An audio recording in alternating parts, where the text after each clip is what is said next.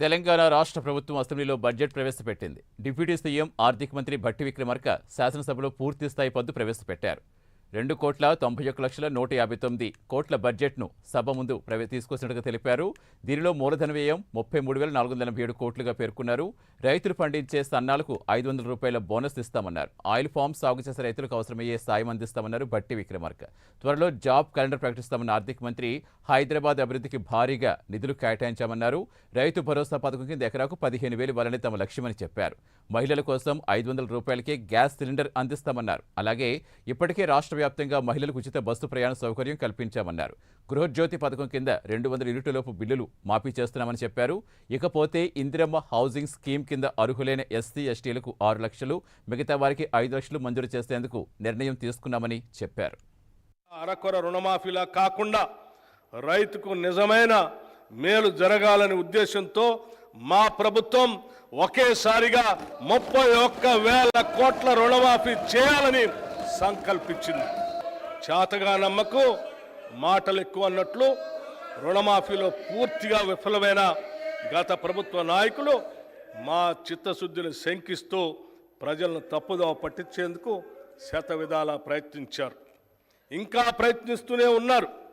December 12, 2018 సంవత్సరం నుండి December 9, 2023 వరకు ఉన్న రుణాలన్నింటికీ రుణమాఫీ వర్తింపచేస్తూ అత్యంత సాహసోపేతమైన నిర్ణయం తీసుకున్నాం.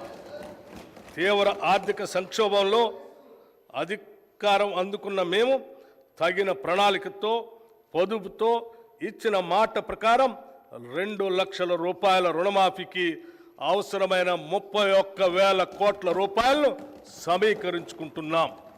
గృహజ్యోతి పథకం అల్పాదాయ వర్గాల వారి ఇళ్లలో చీకట్లను పాలదోలి కాంతులు నింపాలనే సత్సంకల్పంతో మెరుపు లాంటి ఆలోచనలతో వెలిగిన దీపం గృహజ్యోతి పథకం. ఫిబ్రవరి 2024లో ఈ పథకం అమలుకు అవసరమైన ఉత్తర్వులను మార్గదర్శకాలను ప్రభుత్వం విడుదల చేసి ఈ సంవత్సరం మార్చి 1 నుండి అమలు చేస్తున్నాం.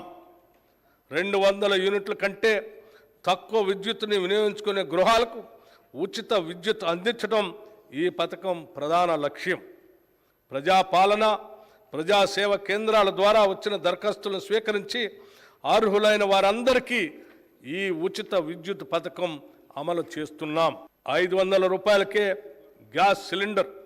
నిరుపేద మధ్యతరగతి కుటుంబాలకు తరచుగా పెరిగే గ్యాస్ సిలిండర్ ధరలు మోయలేని భారంగా మారాయి. వారి ఆదాయంతో పోలిస్తే పెరిగిన సిలిండర్ ధర వారికి ఒక తీవ్రమైన ఆర్థిక సమస్యగా మారింది. మా ప్రభుత్వం మహాలక్ష్మి పథకం కింద 500 రూపాయలకే వంట గ్యాస్ సిలిండర్ని అందించడం ప్రారంభించింది.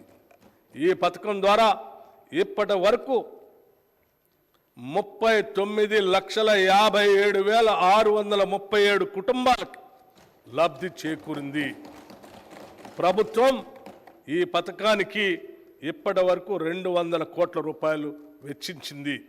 ఈ బడ్జెట్లో ఈ పథకానికి 723 కోట్ల రూపాయలు ప్రతిపాదిస్తున్నాం.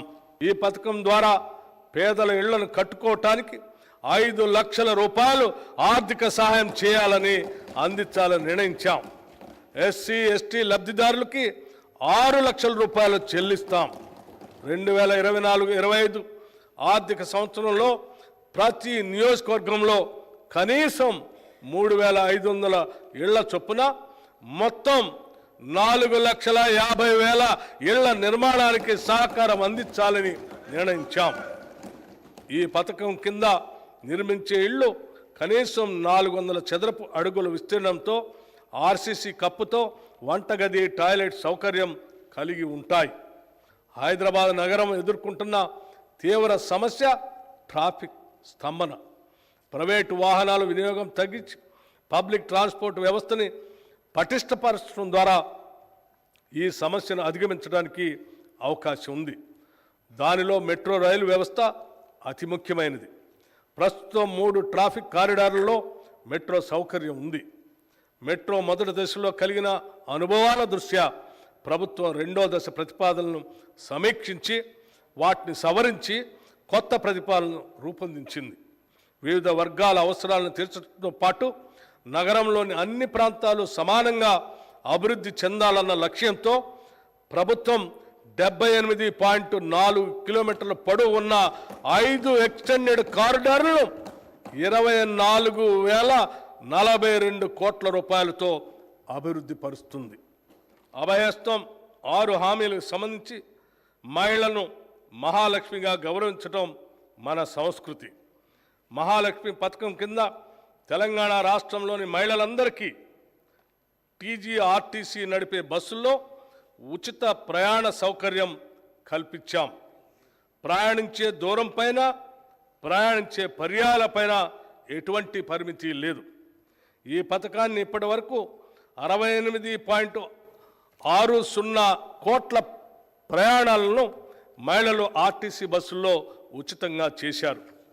పర్యవసానంగా తెలంగాణ మహిళలకు 2,351 కోట్ల రూపాయలు ఆదా అయింది.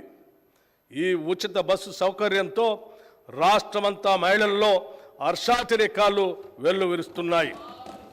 వారు ఈ సౌకర్యాన్ని వినియోగించుకొని రాష్ట్రం నలుమూలల్లో ఉన్న పర్యాటక కేంద్రాలను, దేవాలయాలను, బంధుమిత్రులను సందర్శించే వెసులుబాటు ఏర్పడింది. ఈ ఉచిత బస్సు సౌకర్యం పరోక్షంగా రాష్ట్ర ఆర్థికాభివృద్ధికి తోడ్పడుతుంది. ఈ పథకానికి అయ్యే ఖర్చు ఆర్టీసీకి ప్రభుత్వం నెలవారీగా ప్రతి నెల చెల్లిస్తుంది. దానివల్ల ఆర్టీసీ సంస్థ కూడా ఆర్థికంగా బలోపేతమై $1 బిలియన్ కార్పొరేషన్గా అవతరించడానికి దోహదపడింది.